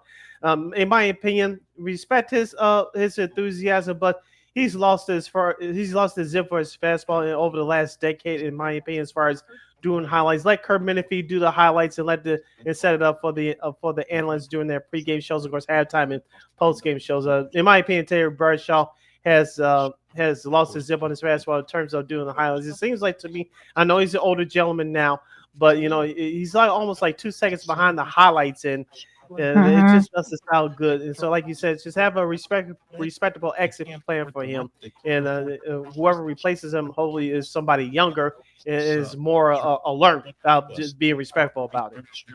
Well, Drew Brees is out there. I know he said he'll have the shot. When Netflix does those Christmas games, so yeah, maybe he can do some studio stuff. So we'll see what happens there. Now, on the play-by-play side, on the announcing side for Fox, not really big changes among that. Kevin Burkhardt, Tom Brady, Aaron Andrews, Tom Rinaldi. That's your number one. Your number two is Joe Davis, Greg Olson, and Pam Oliver. You've got Kenny Albert, Jonathan Vilba, and Megan Olavi. Kevin Cougar, Daryl Moose Johnson, and of course we talked about it when it was announced Allison Williams will make her debut as the new side reporter for NFL. Of course, Laura Oakman retired, so she takes over that spot. Chris Myers, Mark Swift, and Jen Hale. They return once again, and also Chicago's very own Adam Amin, Mark Sanchez, and Christina Pink will be that as well. There's going to be some various other folks that are going to be doing. I'm sure they're going to get guys from their college football coverage too, but whatever. And Fox has double headers and such. But yeah, those are like your 5 main peeps. Yeah, you'll probably get guys like Jason Benetti. He's been doing it for the last couple 3 or 4 years. Like you said, some of the other folks as well. So yeah, Robert Smith, RG3. Yeah, yeah, they'll be interested if they pick up RG3 to do a couple of NFL games this year. I'd like to see that happen. So, like you say, we'll see what happens with that down the road. But I was going to say, I think it's week 3 or week 4, LaKeena, when Dallas comes to Chicago to take on the Bears. You'll hear Tom Brady, I think, for the first time, if I'm not mistaken, doing a Bears game. He was supposed to do a couple last year, but since the Bears were terrible, they alternated him to do Cowboys games. So Brady and crew will do the Bears. I think it's week 3 or week 4 when Dallas comes here to Chicago to take on the Bears on the lakefront. Yeah, that should be interesting. We'll see where both teams are by that. Now, speaking of your weeks, okay, let me see if I can do this real quick. Now, of course, Fox will do that coverage as well. Now, the single coverage for Fox week 1. Now, speaking of that, let me see if I can get it. on here. Now, of course, Tampa Bay and Atlanta, that'll be Albert, Villman, and Olavi. Kugler, Johnson, and Williams, they'll get the Bengals, and Cleveland, the Battle of Ohio. This will be the Sunday night game on Fox. You got Sanchez, and Pate. They got Tennessee and Denver. So that game will be an interesting one there. Of course, Tom Rinaldi, Aaron Andrews, Brady, and Burkhardt, they'll get the Commanders against the defending champion Eagles for week 1 there, and also week 2 they get the Eagles there as well against the Chiefs. They get the rematch of the Super Bowl for their week 2 matchup as well. So yeah, so they got a pretty good schedule here for week 1. Now CBS also has announced their first 3 weeks of their coverage as well. Week 1, the Steelers and the Jets, Eagle and JJ Watt and Evan Washburn. That should be interesting to see how he does his first game out there. Talk about JJ Watt. Andrew Kellogg, Charles Davis, and Jason McCourty and AJ Russell get the Dolphins and the Colts. Our buddy Spiro Diaz, friend of the show, Anna Marshalletta and Aditi Kumawaba. They'll have the Raiders and the Patriots. Tom McCarthy, Ross Tucker, Logan Ryan, and Tiffany Blackman will have Arizona against New Orleans. And week 1's doubleheader for CBS. Of course, the game of the week here, you got at 3:25 Chicago time, you got Nance Romo and Wolfson. They got the Lions and the Packers. And lastly, the second half of that doubleheader there, you got Kevin Harlan, Trick Green, and Millie Collins will have Houston and the Rams. Yeah, a couple things here for CBS. We usually, because we're in Chicago, we usually get most of the time the top-notch game. I think we should get that Steelers-Jets game because that'll be the debut of Iron Eagle and what's his face, J.J. Watt. As we talked about a couple weeks ago, I want to see how he does and what chemistry will they build the rapport between each other. As J.J. Watt was trying to find his way on that pregame show last year, and CBS had him do some other stuff, so he couldn't be on that pregame show full time. Now with him in the booth, him and Iron Eagle, they'll be interesting. And then on the flip side for Fox, we talked about this too, with Brady and Burkhardt and crew. As of right now, you're not going to see them do as many Cowboys games as you saw them do around this time last year. We all know whether you love them or hate them, Dallas is a big market team because of the crap that behind the scenes that people talk about both on and off the field. So we'll see if Fox will stitch that script of their number 1 team not doing as many Cowboys games. You read out the schedule there. So we know they're going to do one for sure when they play the Bears in week 3 and week 4 in September. But outside of that, we'll see what happens. Oh boy, going to be interesting to see how J.J. Watt does, especially with that particular game. So it's going to be interesting to see how he does there. But yeah, I mean, where is that time of year, Sid? So yeah, I'm sure ESPN will announce their college football, announcing crews. I'm sure sometime next week. I'm sure. So I think they're the last one. I think they haven't announced their peeps yet. Their new announcing crews yet. So going to be very interesting though. And also NBC, we'll see what their plans are. Of course, they've got the Super Bowl this year, so that's going to be interesting to see what happens in that front. You're listening to Second City Sports on Sports All Chicago. Sid LaKeena hanging out here with you as we take you through the last few moments of the show for today and for the week. WNBA quickly here. The Chicago Sky, yes, they lose again by 21 to the Atlanta Dream last night. But unfortunately, that's not the big story. Some dumbass fan once again decided to make headlines by throwing a sex toy onto the court. LaKeena, we've seen this throughout the last couple of weeks. Why is this happening? I don't know. Shout out to our girl Kylan Mills, friend of the show. She does the Chicago Sky Radio for 670. It's her, Layla Rahimi. I know it's Annie Kosovo. She was filling in for our girl Alyssa Bergamini, friend of the show, last night. So Kylan Mills had a thoughtful tweet. I don't know if he caught it, but I'll just give my 2 cents on it quickly. We see some situations, not just in sports and in life. It depends on what the situation is. We laugh about it, and then when all the smoke clears and the dust settles, it's not funny. What I saw and read last night, this isn't funny.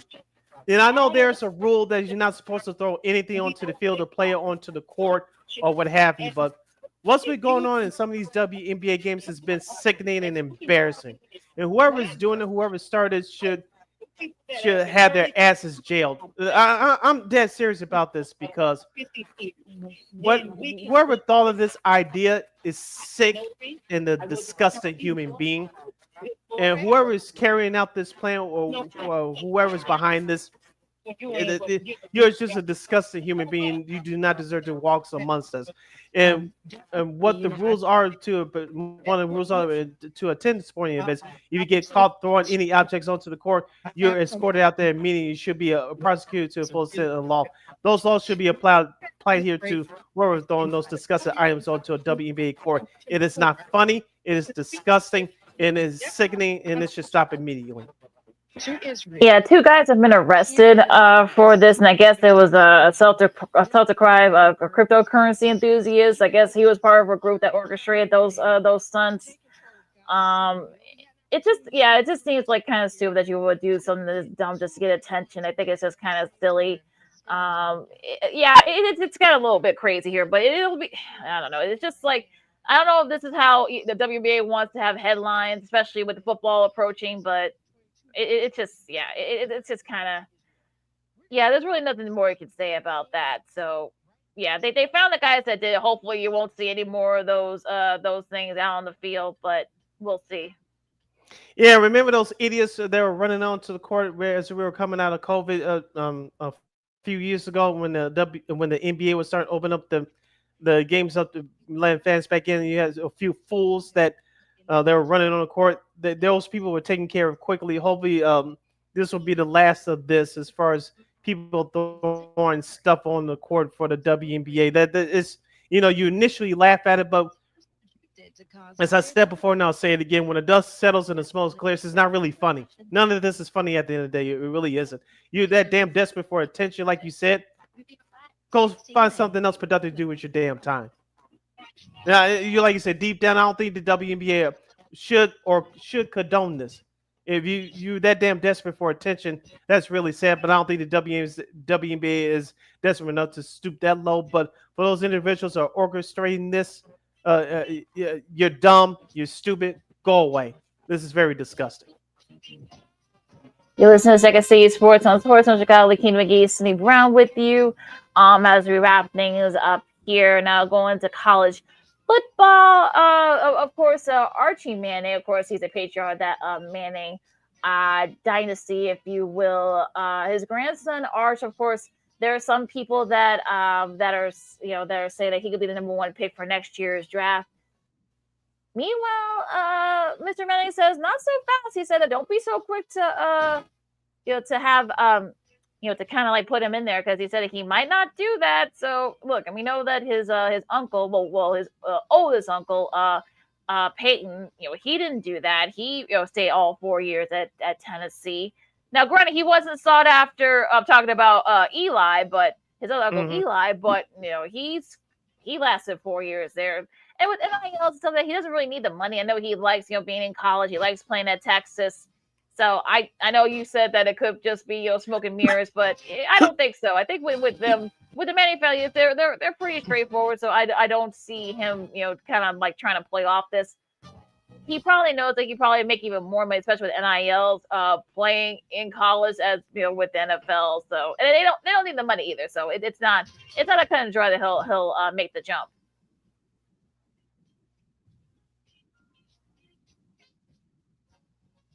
I think that this is all pressure to take off of Arch Manning to go and have a great year, perhaps win the Heisman Trophy as he quarterbacks the Texas Longhorns for the upcoming year in his first full year as a starter. I know we live in a different age of college sports, as you say all the time, especially with the transfer portal and NIL.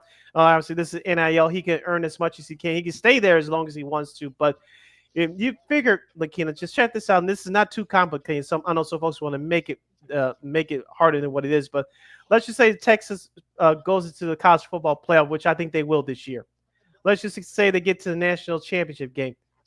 And if Arch Manning is still healthy and he wins the Heisman, they have no worse finish in the top 3. Why would you stay there? He can go against what his granddaddy says and all that. Yes, you got NIL in his back pocket. No, he doesn't need the money, but he can make more money in the NFL. And let's just say that scenario plays out this year. Why would you stay there? Tell me why.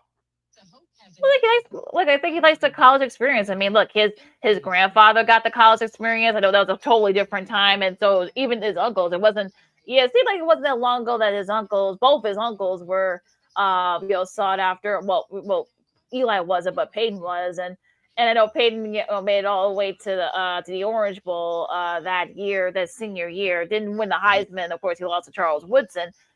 I mean, look, I just think that we don't know the mindset of him. This is going from his grandfather, so we have not. He doesn't want to talk about art. So to his credit, he doesn't want it to be a distraction with the season about to start. So to his credit, he's like, look, I don't want to talk about it right now, and I can't say I blame him.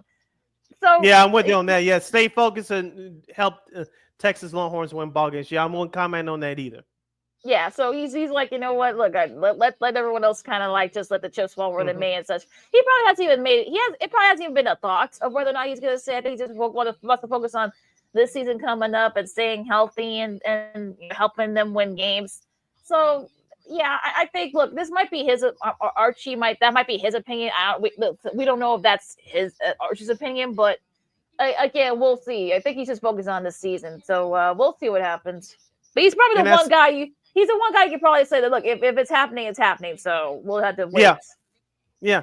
And as I said on this show before, the last few weeks, you don't think there's a couple of, at least 3 or 4 or 5 teams that want Archie Manning to come out after this upcoming season? Cleveland, New Orleans, perhaps maybe the Raiders. And then could grow if Archie Manning comes out this year in the scenario I just laid out for you a moment ago. Yep, going to be very interesting to see what happens here. Now, anything else before we disperse? We got a couple more minutes left. Yeah,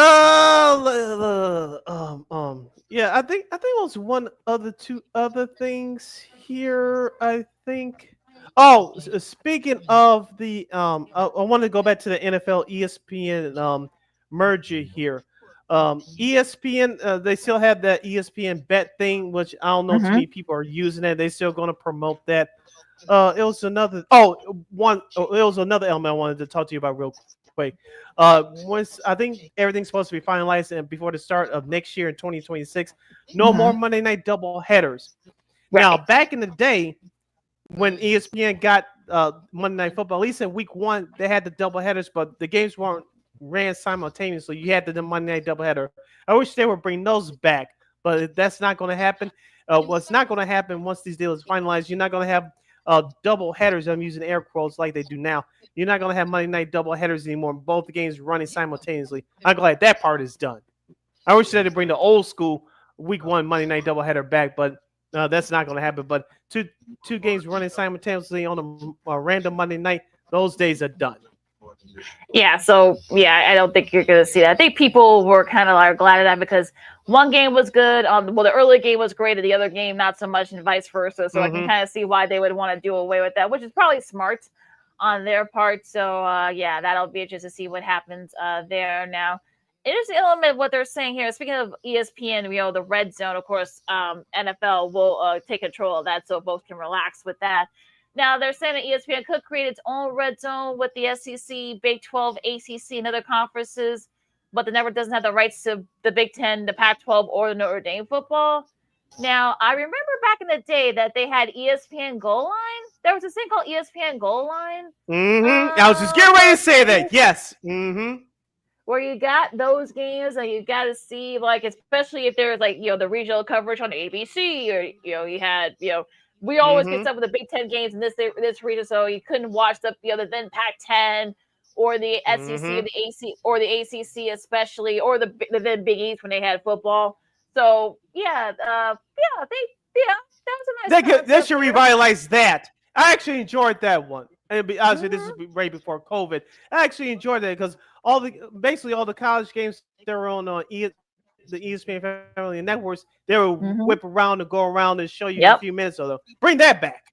Yeah, and they called it that ESPN whip around when they got rid of the goal line. They had ESPN whip around for like 3 or 4 years before they did away with it. So They could just bring those back, but hey, what do we know, Sid? As we say all the time, people want and need more options. I thought I was going to hide your face there for a minute. I almost did. One more thing before we close out the show. We kind of talked about this before we went on live. This snuck up on me, and I saw it last night on social media. Shout out to Cheryl Burton, Chicago's very own, of course, of ABC7 Chicago Nightly News at 10 o'clock. Bud Billiken is tomorrow, August 9th. I thought it was next week, but you reminded me it's every second Saturday in August. I was like, it's usually around this time of year, but it really snuck up on your boy. Well, yeah, it kind of does. Not really. I only watch for the South Shore drill team, honestly. Me too. Me too. That one year, I think it was 10 years ago. I think it was 10 years ago now this year. That 1 year they didn't have, I boycotted it. No hate, no shade to the other participants in the parade. You see all the other TV stations participating, all the other organizations, great. And I know some politicians in the political year use that parade as well. Boo, but it is what it is. But, you know, I like the South Shore drill team. I know we talked about it before that Channel 9 used to do it back in the day until several years ago. And they used to simulcast along with ABC and stuff. They had the local coverage. They still do now. But I'm gonna bring. We'll probably get in more into this down the road, but I'll just throw it out here quickly. I know we got a minute or two left. I remember this. You probably remember this too, LaKeena. Before he really became a big national star. Remember Michael Jordan for those couple years used to go to the Bud Billiken Day Parade. Yep. I used to look at my late mother's like, why are we down there? Yeah, my mom. I was like, I wish I was there. Yeah, my mom and I we talked about it like earlier this week. We always said like, they didn't used to have like because she grew up in that area too. They used to have stars, all types of stars. You don't really have that anymore, unfortunately. And yeah, like you said, you get those. I'm sure you're going to see like some of the candidates and for Senate. I'm sure 3 people are going to be ready for Senate. I'm sure you'll see them out there probably tomorrow as well. Our Governor Pritzker, he's probably going to be out there as well. But he's been doing the whole like it's just about every year. So yeah, you can't really fault him for that. But yeah, I mean, that's kind of what it is becoming. You get all these organizations just walking around. Like, it's going to be hot as you know what tomorrow. So yes. They got like water. They got like ice water and other beverages for those folks to. Well, I know a lot of folks bring their own stuff, but yeah, hopefully they got a lot of beverages and stuff because it's going to be a scorcher tomorrow. Yeah, just a couple of things quickly. I hope that show Burn does her double Dutch routine like she does every year. Go to her social media. She posted what she did last year. I hope she does that. And number two, just like the Chosen Few picnic that they have every year in Jackson Park, I will say this about the Bud Billiken Day Parade. I haven't been down there in years, but they treat it like a tailgate in football, and of course at Sox Park too. They start at 6 o'clock in the morning barbecuing. It's a great time. Many people I know use it as a family reunion. As the last days of summer, as far as getting families together. It's a family event, but the barbecue and the food, you cannot beat that. Like you said, it's going to be a scorcher tomorrow. You'll see a lot of food and a lot of, what's they call it? Those rainbow cones, those ice cream snow cones. Yeah, those snow cones. Yeah. Snow cones, yes. Woo! Yes. So I know that, like I said, we won't really get political with this, but you see a lot of negative stuff on TV, but the best of the best is what you see from our communities and what you see at that Bud Billiken Day Parade, and that's what's going to be on display tomorrow. Well, you get all the marching bands, from all over the country, and look, you still got people who watch it, and unfortunately, like I said, unfortunately, ABC7 Chicago, they're the only place that broadcasts it now, so it is what it is. But yeah, you can catch the coverage. It's on Channel 9, and you can stream it on the ABC7 Chicago app if you don't have ABC7. If you want to watch it at 10 a.m. Chicago time, so it's right there on in Bronzeville. Yeah, so shout out to the Bud Billiken Day Parade. That's going on tomorrow. It snuck up on your boy quickly. Because I remember, real quick, because I remember when I saw that parade, because I went, and we talked about this when we went on there. I went to Catholic schools because we used to start 2 weeks before the public school kids. I said, it's back to school for your boy. I got 1 week left before I started back to school. I was like, Bud Billiken parade is marking the end of summer for the school children. All right, some so sooner better than others. yeah, well, it says some schools have we talked about it earlier. Like I said, some schools have already started this week. I know colleges are going to be starting. Folks are going to have having their trunk party, so folks are going to be leaving for school within the next week or two. So yeah, the student school. Sorry, kids, but yeah, school year is coming up on y'all. So good back luck to you. football and back to school for you school kids. yeah. You know what's coming. We're talking football, and folks are much to the chagrin of the kids. They gotta go back to school. But sorry, kids. Yes. Sorry, folks. Yeah, get out the house and back to school. Basically, that's what your parents, but the parents are saying. With that said, you follow McGee on the Twitter, execute, get an IG. You can follow yours truly, Sidney Brown, on the Twitter, X, and the IG at SidKid80. Once again, it's SidKid80, SIDKID80. That's SIDKID80. Be sure to download that Sports Zone Chicago app wherever you get your apps. Please follow Sports Zone Chicago on all social media platforms, so Facebook, X, Instagram, and YouTube. Please subscribe to our podcast. We're located at War Media Podcast. That's WARR Media, PODCASTS. We are on all podcast platforms, including the iHeartRadio app.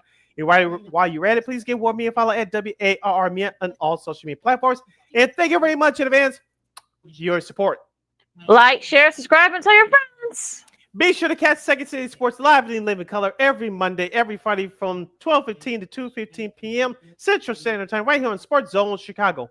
One more again, as the kids would say. Be sure to catch Second City Sports live in living color every Monday, every Friday from 12:15 to 2:15 p.m. Central Standard Time, right here on Sports Zone Chicago.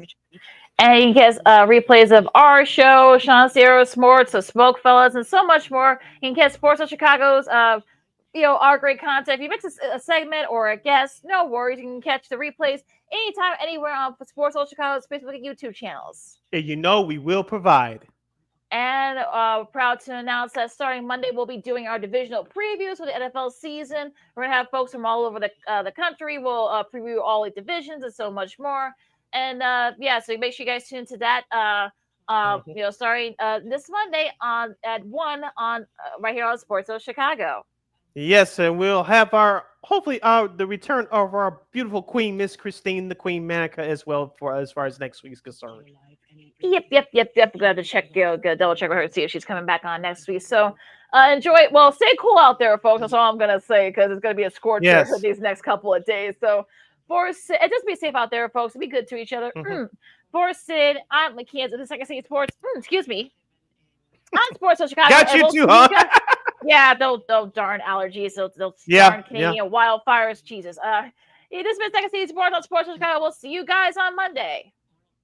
Go Sox and God Bears. Holla!